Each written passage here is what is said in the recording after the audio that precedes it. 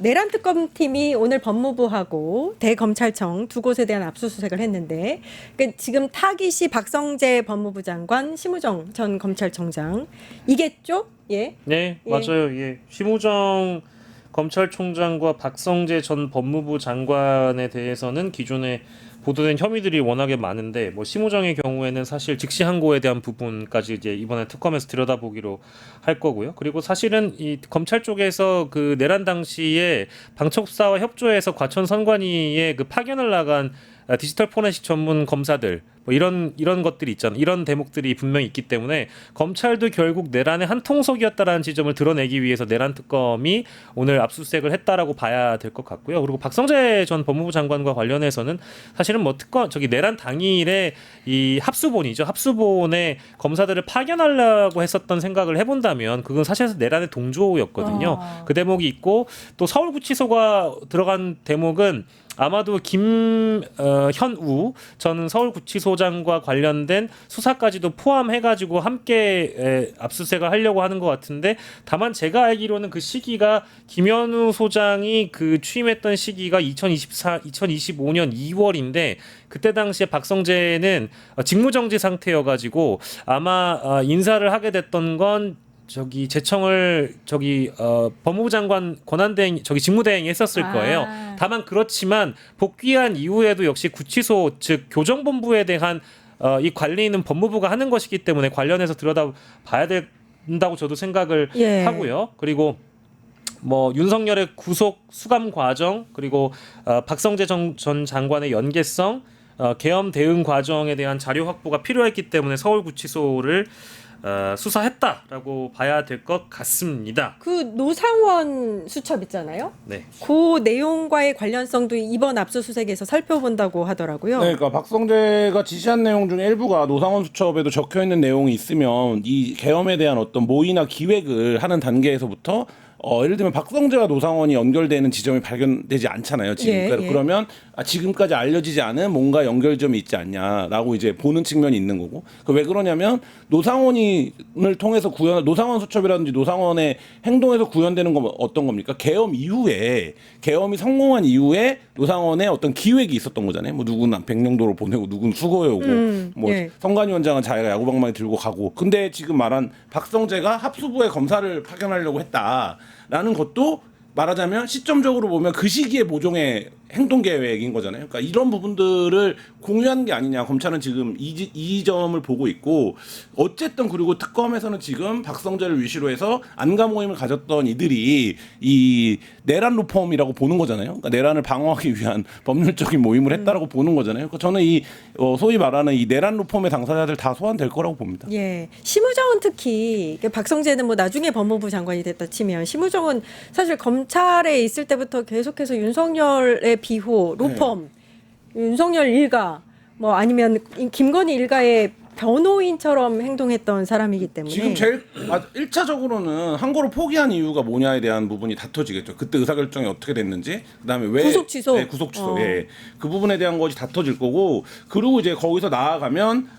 선관위 그러니까 말하자면 검찰이 올 거다라고 하는 발언에서 그러면 심우정이 여기에 대한 연관성이나 이해도가 어느 정도 되는 것인가, 이 부분이 아마 두 번째가 될 거고, 내란 특검에서 어쨌든 지금 하고 있는 거기 때문에 거기까지 가지는 않겠지만 김건희 특검에서 심우정을 부른다면 김건희와 관련된 도이치모터스 사건이라든지 심우정 총장 시절에 망가졌던 사건들의 심우정의 개입 정도가 어떤 건지 심우정 크게 그 세 가지 정도라고 봅니다. 오늘은 내란 특검 네, 압수수색이니까 김건희 그 특검에서도 좀 조사가 이루어졌으면 하는. 왜냐하면 심우정은 비화폰을 지급받은 대상이잖아요. 네. 여기도 사실은 뭐 박성재뿐만 아니라 비화폰을 지급받은 대상이 모두 다 김건희 특검이든 내란 특검이든 수사 대상은 명확하죠. 그리고 비화폰을 지급을 받았다라는 것 자체가 윤석열과의 통화도 있지만 지금 이제 일련에 흘러나오는 보도들을 다 종합해 보면 사실상 국정 운영은 김건희가 했거든요. 아이고 김건희 정권이었습니다. 그래가지고 이 대목을 우리가 살펴본다라고 한다면 제 판단인데 지금 심우정, 박성재뿐만 아니라 우리가 지금 기억 속에 놓치고 있는 여러 인물들이 있어요. 특히 이제 제가 비화폰 얘기를 꺼냈으니까 얘기입니다만 심우정 검찰총장 당시에 검찰 측에서 이 비화폰과 관련된 압수수색 그 서버 압수수색이나 이런 것과 관련돼서 회방을 놓거나 또 김성훈이나 이광우 경호본부장 같은 사람들에 대한 구속영장을 검찰 단계에서 기각했던 전례가 있거든요. 그게 사실은 굉장히 많은 좀 그 뭐랄까 경찰이 신청한 거에 검찰 단계에서 이걸 고리를 끊어내면서 수사를 지연시켰다라고 봐도 되는 부분이거든요.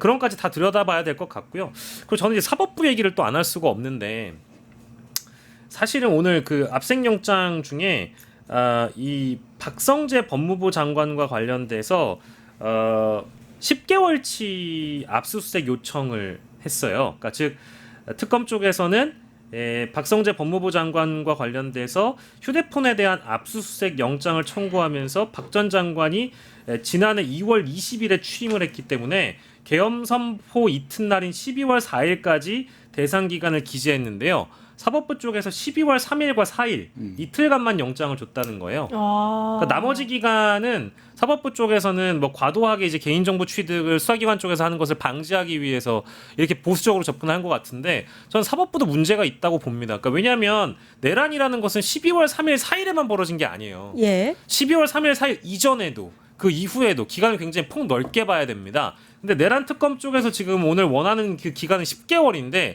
고작 3일과 4일 휴대폰과 관련된 기록을 들여다봐라? 저는 이건 사실 좀 문제가 있다고 봐요. 그리고 지금 빠져 있는 게 김주현 민정수석. 예, 맞아요. 예를 들면 여기가 세 명이 어쨌든 이 내란 노펌이라고 표현을 한다면 비유하자면 김주현 민정수석의 역할이 지금 규명이 제대로 안 돼 있거든요. 근데 이제 김주현 민정수석이 등장한 시점과 그 이후에 뭐 심우정 검찰총장이 임명되고 박성재 법무부 장관 체제 여기서는 그 어쨌든 같이 움직였을 거고 그 다음에 이제 동선 상으로도 봐도 윤석열이 관련된 내용을 지시할 거면 물론 뭐 윤석열이 검찰 출신이니까 직접 지시할 수도 있지만 김주현을 거치는 게 개선인 거잖아요. 예를 들면 아래에서 보고가 올라와도 마찬가지고 그럼 이제 이런 부분들에서 여전히 좀 저는 개인적으로 좀 수사가 더디다고 생각합니다.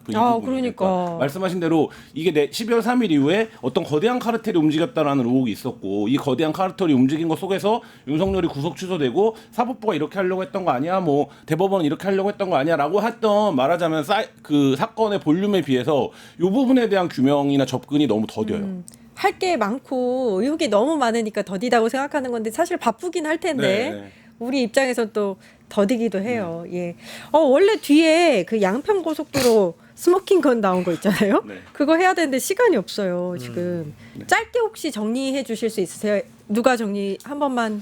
가족 비리로 넘어가고 있다라고 보여지고요. 이제 뭐 김성교 원희룡이 소환되는 게 나왔고 요 내용은 아까 전에 잠깐 뭐 네, 맞아요. 앞에서 했었어요. 하신 것 같더라고요. 타당성 조사를 받은 날 이거를 이제 본인의 병원에서 검색해봤다는 거니까. 네, 최은순이. 이거는 가능성은 한 가지잖아요. 누가 알려줬겠죠. 예를 들면 내부 정보겠죠. 내부 정보겠죠. 내부 정보가 있으니까 이날 검색이 가능했겠죠. 네. 뭐 그렇다라고 하면 이 내부 정보를 알려줬다라고 하는데 오늘 지금 누가 조사를 받고 있습니까? 어저께부터 서기관이 조사를 받고 있습니다. 그러니까 특검은 특정하고 있습니다. 이 정보가 어떻게 유통됐는지에 대해서 그렇기 때문에 뭐 그렇게 연결해서 생각해 보면 특검이 이제 사실상 마지막 김선교와 원희룡에 대한 소환만 앞두고 있다 이렇게 보여집니다. 이제 다양한 인물들이 이제 거론이 되고 있습니다만은 최은수는 만약에 그 비공개 정보를 받았다라고 한다면 어떤 루트와 어떤 지시로 인해서 그런 정보를 받았을까라는 대목이잖아요. 그러면 최은순이 자기가 땅을 옮기고 싶어요. 그럼 누구한테 얘기를 했을까요? 사위한테 얘기했을까요? 딸한테 얘기했겠죠. 그럼 딸이 김건희는 또 누구한테 얘기했을까요? 뭐 남편한테 얘기하거나 네. 아니면 남편이 그 자리에다 매다 꽂아준 원희룡한테 얘기를 했겠죠. 김건희는 뭐 그런 자기가 식으로 직접 했을 것 같아. 사람을 뭐 부릴 수도 있고, 그러니까 원희룡한테 직접 얘기를 했대. 그럼 원희룡은 누구한테 얘기했겠어요? 국토부 서기관한테 얘기했겠죠. 그럼 서기관이 이제 그럼 최은순한테 갖다가 보고를 해주는 시스템 아니었겠는가? 그 서기관을 지금 조사를 하고 있다는 있고, 거죠. 지금 세 번째 소환인가 그렇습니다. 알겠습니다. 예, 이렇게 또 짧은 시간에 정리해 주시는 두 분 대단하십니다. 1타 정치 여기까지 하겠습니다. 박영식 시사 에디터 김한 한겨레 21 기자님 고생해 주셨습니다. 감사합니다. 네, 감사합니다.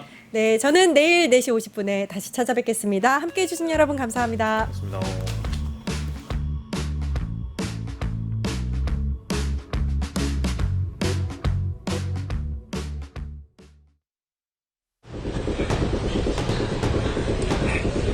무제한 토론 종결 동의의 건을 표결하도록 하겠습니다.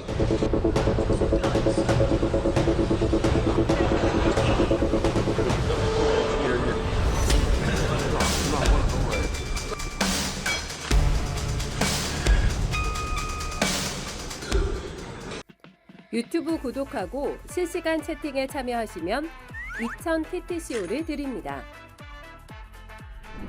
참여 방법은 통통물 어플을 다운로드 하신 다음 회원가입과 로그인을 해주세요.